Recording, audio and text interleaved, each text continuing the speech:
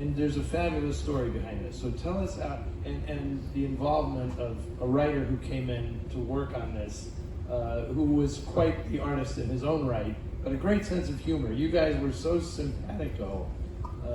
Just tell us. There were two pictures that Roger was going to do. One of them was Rock and Roll High School, and the other one was Piranha. Now, Rock and Roll High School was a much better idea for a movie, I thought.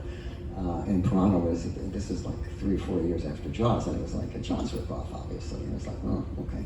So, but Alan Arkush was crazed to do Rock and Roll High School. He was a rock and roll maven. He knew rock and roll fans, and he was lived his life to make this movie. So he got that one, and I got the fish. And so the script for Piranha was not very good.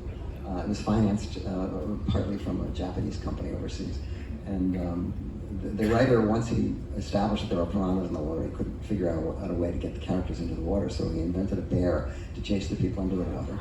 And then when he ran out of that, he invented a forest fire to chase the bear, to chase the people into the water. It was not a good script. And so I said to them, you know, Roger, this is really not worth spending this money on. It's not good. But Roger's office was aware of a writer named John Sayles, who had just written a book called Pride of the Bimbos, and was about to make a movie called The Return of the Secaucus 7.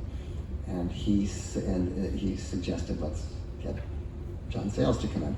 So John came in, changed the whole concept of the movie into a pseudo-science fiction picture with a political slant, improved it astoundingly better, it added characters that actually made sense, that could be played by good actors, and it turned out to be a surprise hit.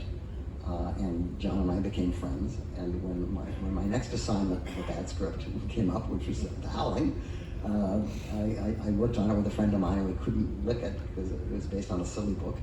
And so we brought John in again, and once again, he came up with a perfect way to make this picture relevant by making it a movie about werewolves who have a colony that's hidden away, and they're trying to manage to teach each other to assimilate into human society.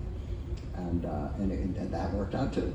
So my first two successes were I think, largely due to the fact I was working with John Sayles.